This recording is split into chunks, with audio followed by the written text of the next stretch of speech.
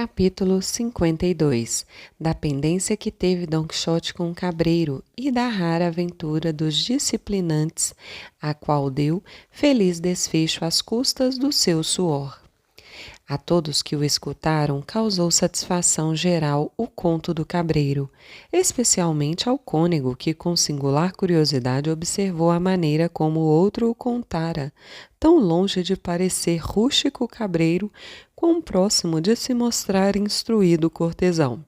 Por isso, comentou que fora muito feliz o cura ao dizer que os montes criavam letrados. Todos se ofereceram a Eugênio, mas o que mais liberal se mostrou nisso foi Dom Quixote, que lhe disse: por certo, irmão cabreiro, que, se eu estivesse liberado para empreender alguma aventura, logo me poria a caminho em vosso prol, tiraria Leandra do mosteiro onde, sem dúvida, ela deve estar contra a vontade, e, sem embargo de qualquer abadesa e de quem quer que quisesse estorvar, iria repô-la em vossas mãos, para que dela fizesseis o que vos ditassem o arbítrio e a vontade, guardadas naturalmente as leis da cavalaria, que mandam que a nenhuma donzela se faça desaguisado algum. Todavia, espero em Deus nosso Senhor, que não há de poder tanto a força de um maligno mago, que mais não possa a de outro mago, mas bem intencionado, e para então vos prometo o meu favor e ajuda, como me obriga a minha profissão, que outra não é senão favorecer os desvalidos e necessitados. Mirou o cabreiro e, vendo a má catadura em indumentária de Don Quixote, espantou-se assim, voltando-se para o barbeiro, que estava a seu lado. Perguntou-lhe: Senhor, quem é esse homem com tal aspecto e tal maneira de falar? Quem há de ser, respondeu o barbeiro, senão o famoso Dom Quixote de la Mancha, desfazedor de agravos, endireitador de tortos, amparo das donzelas, assombro dos gigantes e vencedor das batalhas? Isso me lembra, respondeu o cabreiro, aquilo que se lê nos livros dos cavaleiros andantes, que faziam tudo isso que vossa mercê atribui a este homem. Tenho para mim, porém, que ou vossa mercê está zombando, ou esse gentil homem deve ter vazios os aposentos da cabeça. És um grandíssimo velhaco, exclamou Don Quixote. Tu, sim, que és vazio e tacanho, enquanto que eu estou mais cheio do que jamais esteve a puta minha filha da puta que te pariu. E, dizendo e fazendo, agarrou num pão que tinha junto a si e arremessou no meio da cara do cabreiro, com tanta fúria que lhe entortou o nariz. Mas o cabreiro, que não estava para burlas, vendo com quanto realismo fora maltratado, sem respeito à alfombra, nem às toalhas, nem a todos os que ainda comiam, saltou sobre Don Quixote e, apertando-lhe o pescoço com ambas as mãos, sem dúvida o sufocaria, se neste ponto não tivesse chegado Sancho Pança, que o segurou pelos ombros e o atirou em cima da mesa, quebrando pratos, espatifando copos, derrubando e espalhando tudo o que nela se encontrava. Vendo-se livre, correu Don Quixote a montar sobre o cabreiro, o qual, com o rosto cheio de sangue, moído aos coices de Sancho, engatinhava atrás de uma faca, decidido a levar a cabo alguma sanguinolenta vingança, do que foi impedido pelo cônego e pelo cura. Foi então que o barbeiro deu um jeito de que o cabreiro colhesse debaixo de si Don Quixote, sobre o qual choveu uma tal quantidade de bofetões que do rosto do pobre cavaleiro passou a jorrar tanto sangue como jorrava do outro. O cônego e o cura rebentavam de riso, os quadrilheiros saltavam de gozo, assolavam-nos uns e outros, como se faz aos cães quando envolvidos numa briga. Somente Sancho se desesperava, porque não conseguia desvencilhar-se de um criado do cônego que o segurava, impedindo-o de ajudar o amo. Foi então que, estando todos em festa e regozijo, exceção feita aos 2 engalfinhados que se carpinham, ouviu-se o som de uma trombeta, tão triste que os fez voltar os rostos para onde lhes pareceu que soava.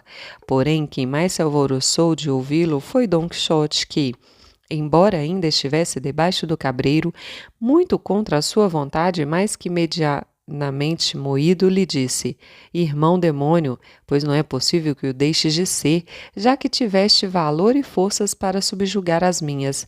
Rogo-te que façamos trégua, só por 1 hora no máximo, porque o som doloroso desta trombeta que chega aos nossos ouvidos parece que me chama a alguma nova aventura. O cabreiro, que já estava cansado de moer e ser moído, imediatamente o largou.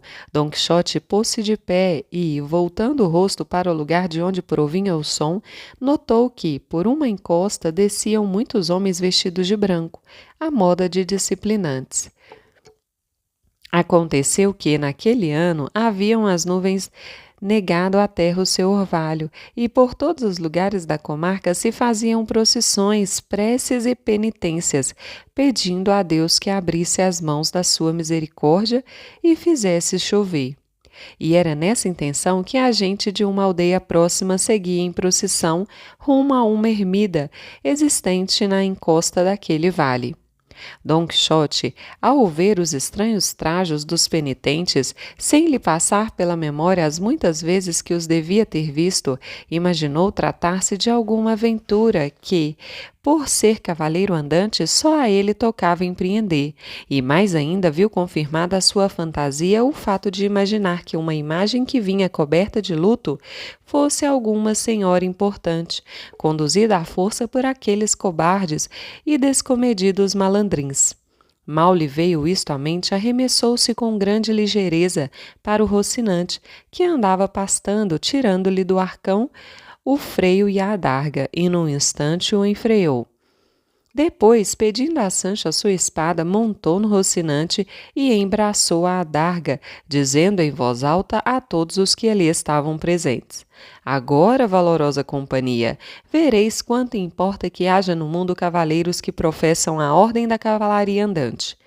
Vereis ainda, com a libertação daquela boa senhora que ali vai cativa, a razão da estima que se há de ter os cavaleiros andantes.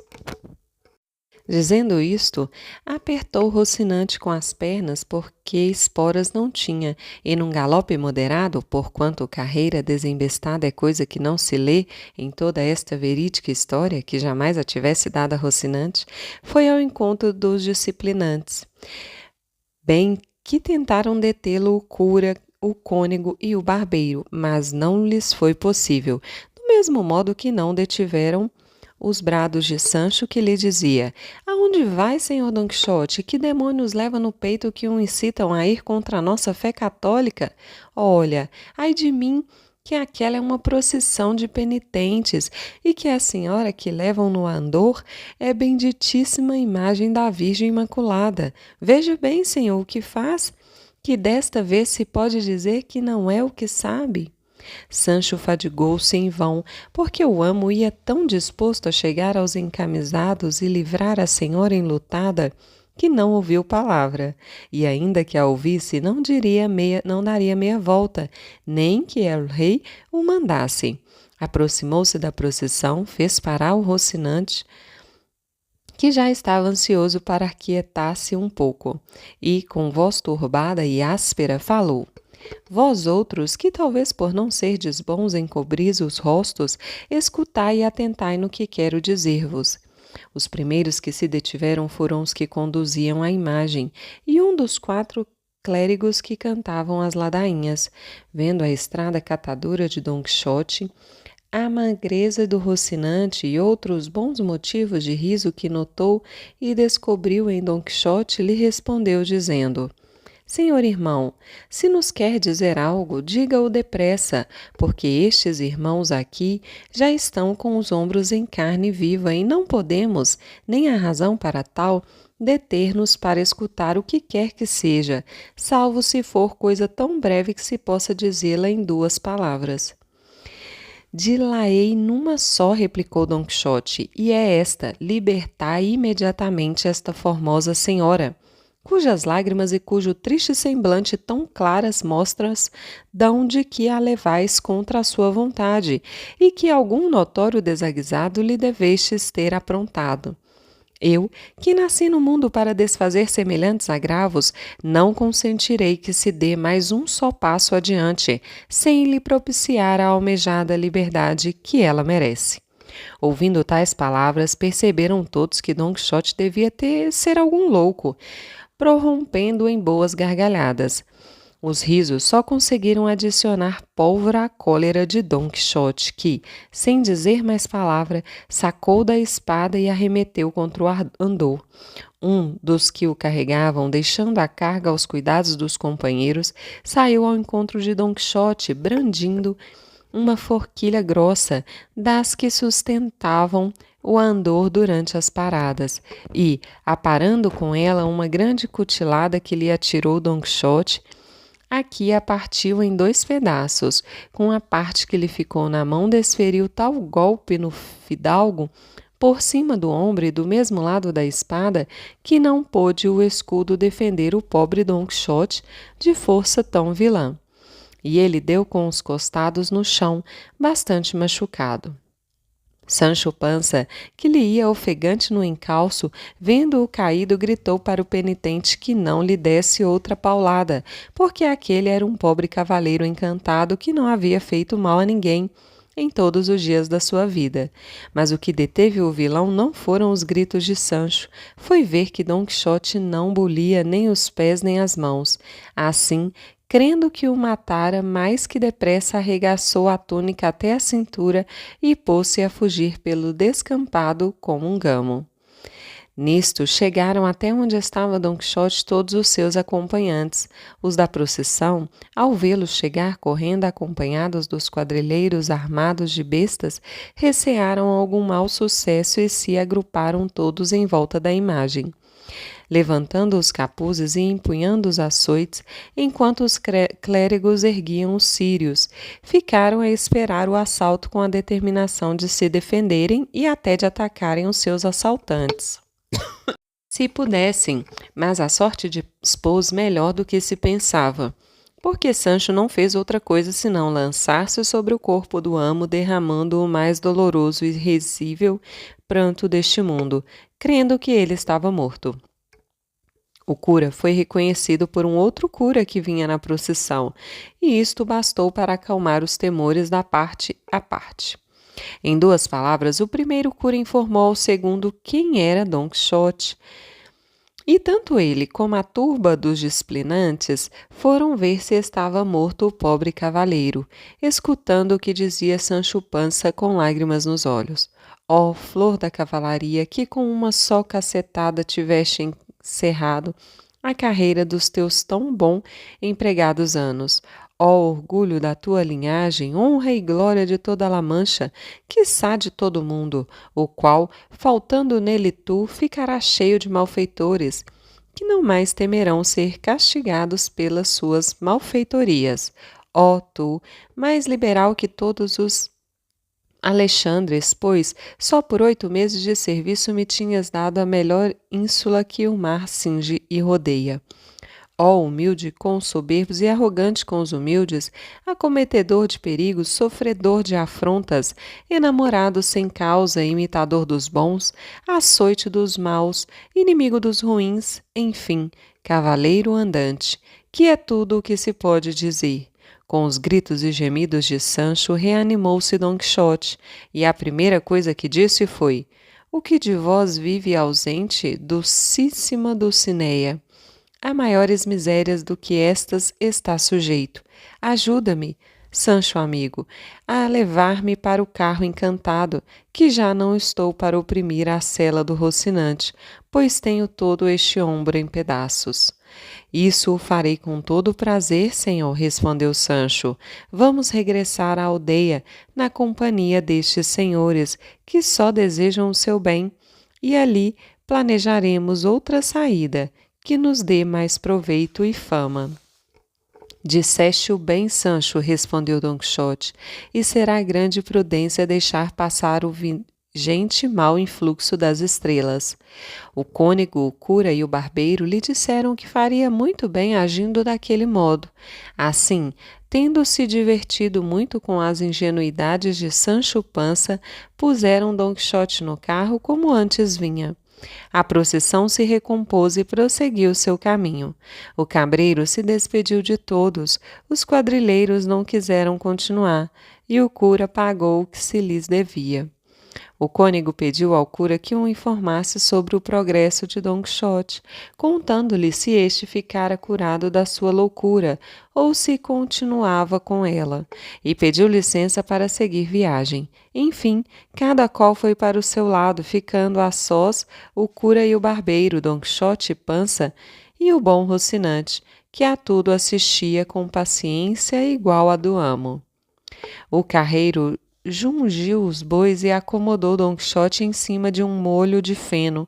Depois, com sua costumeira fleuma, seguiu o caminho que o cura quis e, ao cabo de 6 dias, chegaram à aldeia de Don Quixote, onde penetraram por volta do meio-dia.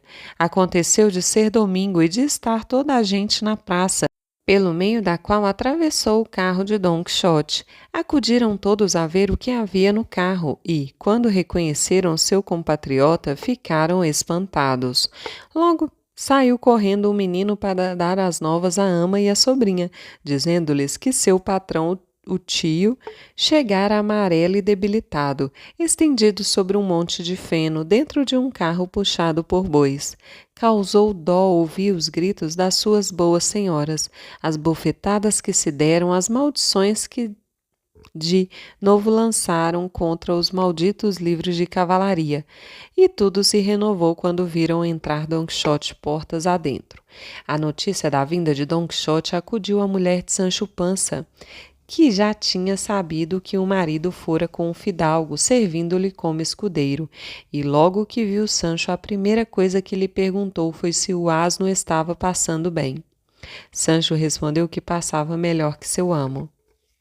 Graças sejam dadas a Deus, que tanto bem me fez, exclamou ela. Mas conta-me agora, amigo, que lucros tivesse com as tuas escudeirices? Trouxeste um casaco para mim? E para teus filhos, trouxeste sapatos? Não trago nada disso, minha mulher, respondeu Sancho, embora traga outras coisas de mais importância e consideração. Isso me deixa muito satisfeita, disse a mulher. Mostra-me essas coisas de mais consideração e importância, meu amigo. Quero vê-las, para que se alegre este meu coração, que viveu tão triste e desconsolado durante todos os séculos da tua ausência. Em casa eu te mostrarei, mulher, replicou Sancho Pança. Por ora, fica contente que, sendo Deus servido, que de outra vez saiamos em viagem à cata de aventuras, breve me verás conde ou governador de uma ínsula, não dessas que há por aí, mas da melhor que se possa encontrar. Preza aos céus que assim seja, meu marido, que bem estamos precisados. Mas dize-me, que negócio é este da ínsula que não entendo? O mel não foi feito para a boca do asno, respondeu Sancho. A seu tempo o verás, mulher, e ainda te admirarás de ouvir-te chamar senhora de todos os teus vassalos. Que queres dizer, Sancho, com isso de senhorias, ínsulas e vassalos? Perguntou Juana Panza, que assim se chamava a mulher de Sancho, não porque fossem parentes, mas porque, se usa em La Mancha, tomarem as mulheres o sobrenome dos maridos. Não te afobes, Joana, em saber tudo isso tão depressa. Basta saberes que o que eu disse é verdade. E costura a boca. Só te posso dizer, e de passagem, que não há coisa mais gostosa no mundo para um homem honrado do que ser escudeiro de um cavaleiro andante buscador de aventuras. É bem verdade que a maioria das que o acham não saem lá tão do feitio de que o homem gostaria, porque de 100 que se encontram, 99 costumam sair às avessas e torcidas. Sei-o por experiência própria, porque de algumas saí manteado e de outras moído. Apesar de tudo, é uma coisa maravilhosa esperar os acontecimentos atravessando montes, esquadrinhando selvas, pisando rochedos, visitando castelos, pousando à vontade em qualquer venda, sem pagar nem mesmo ao diabo um único maravedí. Enquanto Sancho Panza e sua mulher Juana Panza assim conversavam, a ama e a sobrinha de Don Quixote o receberam e despiram, e o deitaram ao seu antigo leito. Ele as mirava de esguelha, não logrando entender em que lugar estava. O cura recomendou à sobrinha que cuidasse do tio com todo o desvelo e que ficasse alerta para não deixar que ele lhes escapasse outra vez, contando-lhe o que fora preciso para trazê-lo até sua casa. As duas mulheres tornaram aqui a bradar aos céus. Ali mesmo renovaram as maldições contra os livros de cavalaria. Ali mesmo pediram ao céu que confundisse no fundo do abismo os autores de tantas mentiras e disparates. Finalmente, ficaram elas próprias confusas e temerosas ante a possibilidade de se verem de novo sem o amo e tio, logo que ele apresentasse melhoras, e de fato sucedeu como elas o imaginaram. Mas o autor desta história, embora tenha procurado com toda a diligência e curiosidade conhecer os feitos de Don Quixote na sua terceira saída, não pôde achar notícia deles, pelo menos em registros autênticos. Só a tradição guardou, nas memórias de La Mancha, que Don Quixote, saindo pela terceira vez de sua casa, foi a Saragossa, onde tomou parte numas famosas justas que naquela cidade se fizera. E ali lhe aconteceram coisas dignas do seu valor e bom entendimento. Nem de seu desfecho e fim teria podido saber coisa alguma, se a boa sorte não lhe houvesse deparado um antigo médico que tinha em seu poder uma caixa de chumbo, achada, segundo declarou, entre os alicerces destruídos de uma velha ermida em reconstrução. Nessa caixa se encontraram uns pergaminhos escritos com letras góticas, mas em versos castelhanos, que continham muitas das suas façanhas e davam notícia da formosura de Dulcinea del Toboso, da figura do Rocinante, da fidelidade de Sancho Panza e da sepultura do próprio Don Quixote, com diferentes epitáfios e elogios de sua vida e costumes. O que se puderam ler e tirar a limpo foram os que aqui transcrevem o fidedigno autor desta nova e nunca vista história, o qual autor não pede aos que a lerem, em prêmio do imenso trabalho que lhe custou inquirir a buscar todos os arquivos manchegos para tirá-lo à luz, senão que lhe deem o mesmo critério que soem dar os de bom senso aos livros de cavalaria, tão prestigiados pelo mundo afora. Com isto se terá por bem pago e satisfeito, e se animará a procurar e revelar outras, se não tão verdadeiras, pelo menos de igual invenção e entretenimento. As primeiras palavras que estavam escritas no pergaminho achado na caixa de chumbo eram estas: Os Acadêmicos de Argamasilla, lugar de La Mancha, sobre a vida e morte do valoroso Don Quixote de La Mancha. O Monicondo Acadêmico de Argamasilla, a sepultura de Don Quixote. Epitáfio. O desmiolado audaz que ornou La Mancha, de mais presas que ornou Jazão a Creta. O juízo dirigido por veleta, aguda quando fora melhor ancha. O seu braço, que a força tanto ensancha, e que ia de Catai até Gaeta. A musa mais horrenda e mais discreta que fez versos gravar em bronzeia prancha. O que deixou ao longe os amadizes e aos galeores, tanto suplantou, seja quanto ao amor ou bizarria, o que calou a voz dos beliamnises e, sobre o Rocinante, errante andou. Descansa em paz sob esta lousa fria. Do apaniguado acadêmico de Argamasilla, soneto. Esta que vês, de rosto enxouriçado, alta de peitos, porte assaz garboso, é Dulcinea, a dama de El Toboso, por quem foi Don Quixote apaixonado. Por ela atravessou, de lado a lado, a grande Serra Negra e o tão famoso Campo de Montiel, e o chão revoso dos planos de Aranjuez, a pé e cansado. Culpa de Rocinante, atroz dedita, desta manchega dama e o não vencido andante cavaleiro, em ternos anos. Ela, ao morrer, deixou de ser bonita. Ele, apesar de em mármore esculpido, não escapou o amor, iras e enganos. Do caprichoso sapientíssimo acadêmico de Argamasilla em louvor do Rocinante, o cavalo de Dom Quixote de la Mancha. Soneto. No alto e soberbo trono diamantino que consola sangrentas pisa Marte, o manchego o frenético estandarte trêmula com esforço peregrino. Pendura as armas, guarda o aço tão fino, com que destroça e assola, e racha à parte, novas proezas, e eis que imagina a arte um novo estilo ao novo paladino. Se de seu amadice orgulha a gaula, por cuja prole a Grécia multiplica, seus feitos triunfais e a fama ensancha. Hoje a Quixote, o mais louvado na aula, que Belona preside, o glorifica, mais do que a Grécia e Gaula, a alta La Mancha. O ouvido suas glórias não desmancha, pois até Rocinante em seu galhardo suplanta brilhadouro e até baiardo. Do burlador acadêmico argamasilesco a Sancho Pança. Soneto. Sancho Pança aqui está, corpo nanico, mas imenso em valor, que insanidade!